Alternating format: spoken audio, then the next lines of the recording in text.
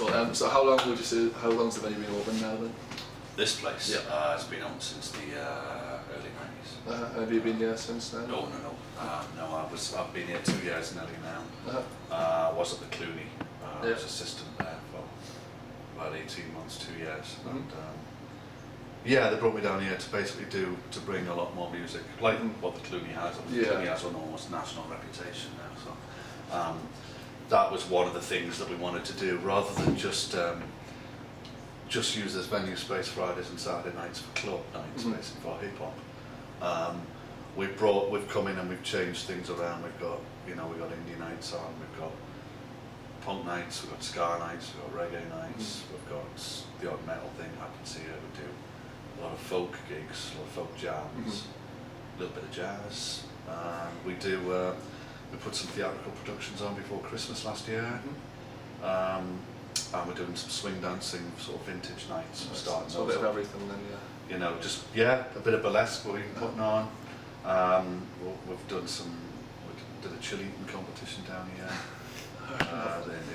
in March. We're doing another one in September. And it really has been about getting this venue space open and used. You know, it's another bar in Newcastle we can open up if we have a gig on. It makes, if we get grassroots music on, it works, We're looking, obviously because of the venue space, we can't do too much, because there's a capacity here of about 90. So there's a limit to who you can get in. So how do you describe your relationship with the Clooney? Do they select your bands? They will help us out in terms of the overheads to actually hire the Clooney are quite high. We can help bands out in that respect, where we can. I'm happy to waive room hire and things like that in order to get promoters in, to build up relationships with promoters who have a good dossier of bands and a good Facebook thing set up so that they're actually advertising. They're not just relying on us to do the advertising, which is half the problem with a lot of promoters. So the Clooney do pass people along a little bit to us, and we pass bands that we think can do that we simply can't generate enough money to pay them. Whereas the Clooney can.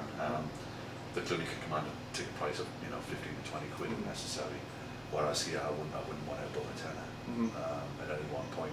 I don't really like it being above a fiver. So what bands and artists are playing over the next few months that you're particularly looking forward to seeing? Over the next few months we've got a few in. We've got virtually a house band now called Holy Moly and the Crackers, like a funk polka band, and a little bit of metal. Laura's doing a little bit of metal in June. Like I said, we might have Ed Hardcore in early June. That's a very big, well, he's playing the Sage 2, and we're hoping to get him in for it. He's made a beer with these people called Signature Brew from London.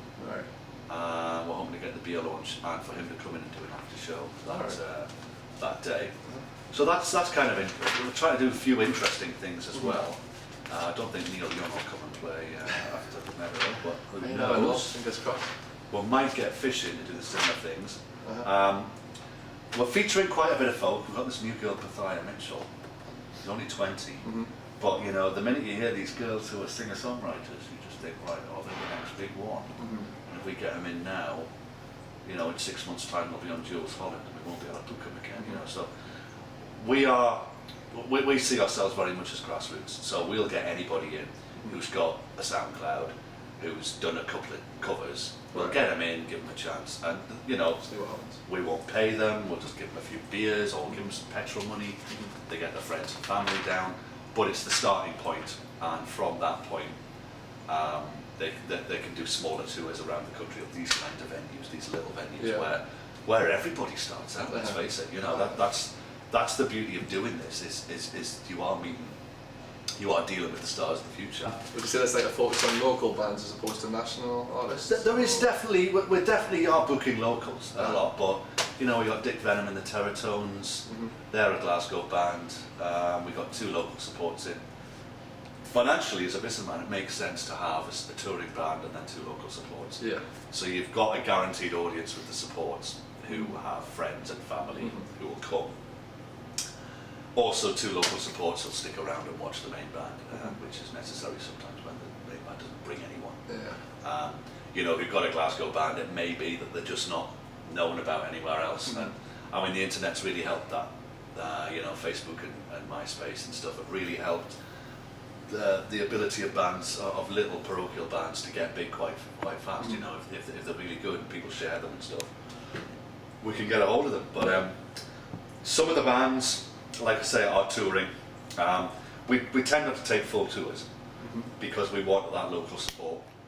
The local support in terms of the band, but also the people who are going to be coming and filling up your venue. Really, what we wanted was to organise, was to get these doors open every single night of the week, so that people, customers, get used to the fact that they can come here and find original music being played, be that live music or live DJing. So what would you say sets the venue apart from every other venue in the city? Well, basically, we're late night. And we're here till 2 and 3 in the morning. Sunday to Thursday we're here till 2, and Friday and Saturday we're here till 3. And that's unusual in itself. For anyone who likes ale, or even real cider, you know, if you like a quality drink, then you're hard pushed to find anything like that in digital or world headquarters, you know. True. But and it's one of our unique selling points really, is the fact that you can buy a pint of ale in a nightclub setting, which probably outside of Yorkshire you can't really do anywhere else. It's certainly unique to the northeast, to urban northeast at least, and that's one of the reasons why we regard ourselves as special. Do you think there are like too many like venues in the city, would you say? I don't know if there is. There's a lot of people have found space to put bands on, but I wouldn't really refer to them as venues, you know. I mean, somewhere like Trillions is a venue. But what Trillions really needs is a separate room, and that's the beauty of what we have here, is we don't have to shut the whole bar to put a gig on. We don't have to lock everybody out at 6 and let them all back in at 7 to put a gig on. We can actually run 2 gigs simultaneously, one upstairs and one downstairs. Logistically, this is a functioning gig space, and we can't have, you know, 6 bands on in an evening. So what are your thoughts on the local music scene in general then up here? It's pretty vibrant actually. I mean, it's a small scene, so you know, you get to know the local bands, the ones that are on the circuit, and you make sure you're not booking them too close to when they're playing the Black Bull in Gateshead or Northumbria Uni or something like that. I mean, we had one New York band called us, and we booked them up. They said they were coming here for July, and then I asked them, just anyone else booked you nearby? And they were going, oh yeah, we spoke to the Clooney, we spoke to Northumbria Uni, we spoke. I'm like, hang on, do you know, it's not like America where cities are massive and you can do 3 gigs in one city and not and get full attendances for them all. In, you know, here it's a one-stop thing, you know. Small bands that people have never heard of are going to get a certain attendance for one gig in that city, and then they'll have to move to the next city to get another attendance for it, really. So in that sense it's a small scene, but the folk scene is vibrant, really. It's jumping. We got lots of people touring. We're lucky being halfway to Scotland as well. You know, anyone who includes Edinburgh, Glasgow or Aberdeen in a tour can easily stop off and do us. And that's a lot of what we get actually, is emails from promoters and bands going, we're on our way to Scotland, or we're on our way to England, depending. Can we stop off and do a gig at yours? And quite often that's where we get a lot of our inquiries coming in, where a lot of our bands start working out, and then once we know them, once we know what they're like, once we know a bit more how many people showed up for it, what crowd it was, we'll decide to take them on and put some things together for them. But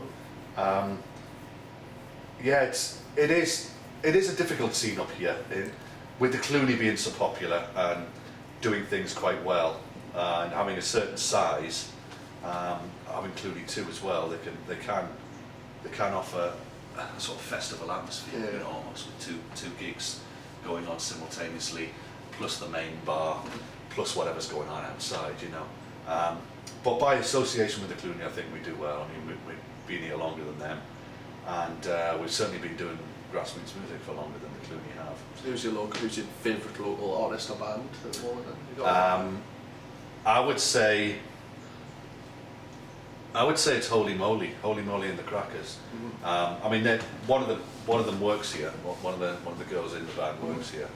But when we put them on, when they play the Cumberland, when they play the Tyne, or when they play here, it's always a great atmosphere.